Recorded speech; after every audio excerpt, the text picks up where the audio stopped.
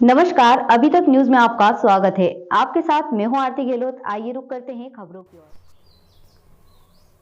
धर्मांतरण को लेकर राज परिवार ने जताई चिंता, तो वहीं भाजपा व कांग्रेस के नेता एक दूसरे पर किया पलटवार। बस्तर में तेजी से हो रहे धर्मांतरण को रोकने ग्राम सभा को अधिकार दिए जाए और बीच में बिल लाया जाए कि धर्मांतरण आदिवासियों को आरक्षण की सुविधा नहीं मिलेगी। यदि ऐसा होता है तो धर्मांतरण पर फुल स्टॉप लग जाएगा, वरना बस्तर में आदिवासी नहीं बचेगा। यह कहना है बस्तर राज परिवार के सदस्य कमल चंद्र भजदेव का। उन्होंने कहा है कि बस्तर के लोकप्रिय महाराजा प्रवीण चंद्र भजदेव की रोल्स रॉयल्स चलाने के लिए लाए गए कुछ परिवार इतना बड़ा आशियाना खड़ा कर आदिवासियों को जड़ से खत्म करने में सफल हो जाएंगे, ये सपने में भी नहीं सोचा जा सकता था। देखिए 1966 का अगर हम इतिहास खोजते हैं, क्योंकि पूरे डॉक्यूमेंटेशन हमारे पास थे 1950 तक के, आज भी रखे हुए हैं, उसको हम जब अध्ययन करते हैं कि धर्मांतरण कभी नहीं हुआ। हाँ, ये बात सही है कि बहुत सारी चीज़ें राजाओं ने लीज में दी, चाहे वो रेड चर्च की बात हो जाए जगदलपुर की, या फिर मस्जिद की बात हो जाए। ये सब ज़मीनें उनको मांगा गया तो उनको दिया गया।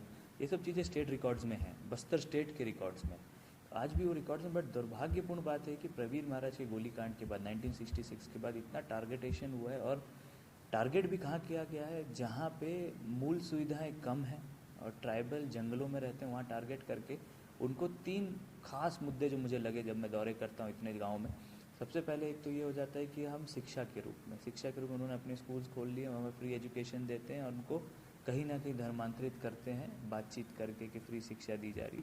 ये पहली बार हुआ है 1966 से। जब तक प्रवीर महाराज जीवित थे तब तक कभी भी धर्मांतरण नहीं हुआ हमारे इतिहास में। और जो भी लोग यहाँ पे थे, जैसे कि एक बर्नर्ड करके हमारे ड्राइवर रहते थे, क्रिश्चियन बहुत सारे लोग यहाँ रहते, ड्राइवर्स उन लोग थे कि रोल्स रॉयस चला नहीं पाता था कोई, उनके लिए जब बनाया गया तो रेड चर्च बनाया गया था ताकि उनकी पूजा पाठ करने का एक स्थान बनाया जाए। बाकी कहीं पे भी कुछ भी चीज़ नहीं दिया गया था, वो भी लीज पे दिया गया था प्रॉपर्टीज़ को।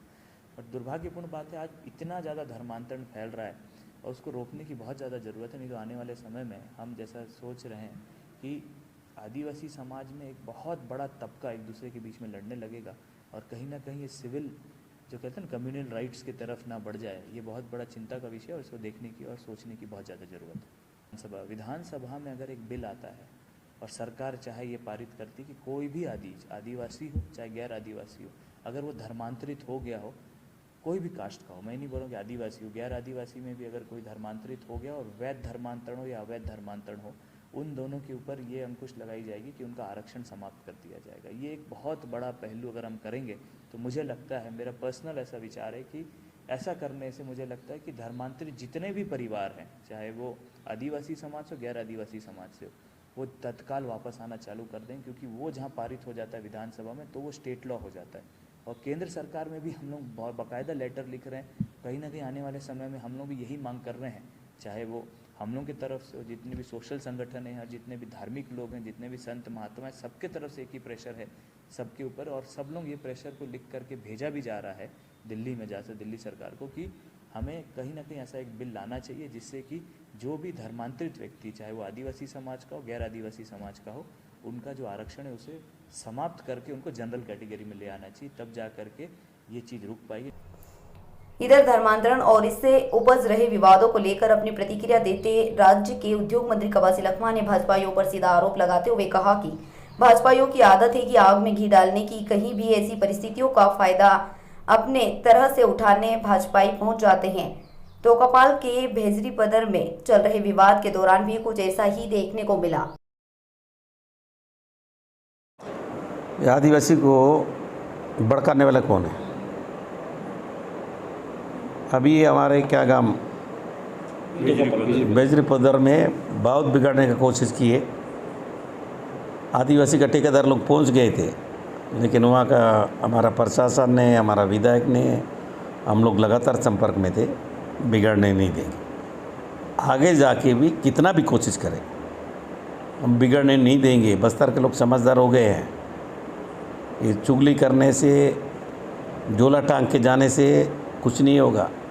बस्तर के लोगों को हमारा सरकार, भूपेश बघेल का सरकार, भूमिहीन किसान को पैसा दे रहा है, तेंदुपत्ता को पैसा दे रहा है।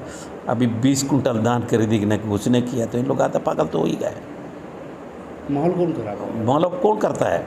केदारकत से बोईदूराम क्या कर रहे थे वहाँ जाके? इनको समझाना चाहिए, लोगों को भड़काना है। तो हमारा प्रशासन ने बढ़िया ईमानदारी से उनको कोशिश किया है, लेकिन ये तो नारायणपुर जैसा माहौल बनाने की कोशिश किया है। इसलिए मेरा कार्यकर्ता, हमारा पार्टी के लोगों को, विधायक लोगों को, प्रशासन लोगों को सतर्क में रहना है और छत्तीसगढ़ का माहौल को जो 15 साल में बिगड़ा है उसको बिगड़ने नहीं देना है। बस्तर पूर्व मंत्री और आदिवासी नेता केदार कश्यप ने पलटवार करते हुए कहा कि आदिवासी लकवा आदिवासी भी हैं या नहीं, या उनका भी अवैध धर्मांतरण हो चुका है। बस्तर में बिगड़ रहे हालातों पर चिंता जाहिर करने के बजाय मंत्री लखमा उल जलूल बयान दे रहे हैं, जो बस्तर के लिहाज से कतई उचित नहीं ठहराए जा सकते। जगदलपुर से अभी तक न्यूज़ के लिए अनिल राव की रिपोर्ट। देखिए, पहले तो इस कवासी लखमा को बताना चाहिए कि वो आदिवासी है कि नहीं है, या उसका भी अवैध धर्मांतरण हो चुका है। सोनिया गांधी ने कहीं कहते हैं कवासी लखमा का धर्मांतरण तो नहीं कर दिया, कांग्रेस पार्टी का धर्मांतरण तो नहीं हो गया। जो ऐसे अवैध धर्मांतरण के करने वालों के लोगों के पक्ष में खड़े दिखाई देते हैं। यहां पर कहते हैं आपका ये सरकार, बीजेपी के कहते हैं नेता कोई आपकी सरकार के नुमाइंदे नहीं है, सरकार के कर्मचारी नहीं है, जो आपको कहते हैं यहाँ के एसपी और कमिश्नर जैसे ट्रांसफर कर दोगे। आपको यहाँ के लोगों को जवाब देना पड़ेगा। आपने यहाँ के लोगों की संस्कृति के साथ में खिलवाड़ किया है, और अभी जो इसका विरोध करता है अवैध धर्मांतरण का, उसको आप जेल भेजते हो। आपको शर्म नहीं आती? आप कहीं ना कहीं से यहाँ की संस्कृति को खत्म करने की साजिश रचे हो। यहाँ के माई दंतेश्वरी की पूजा के लिए आपको प्रश्न चिन्ह खड़े करते हो। आप राम पर प्रश्न चिन्ह खड़े करते हो।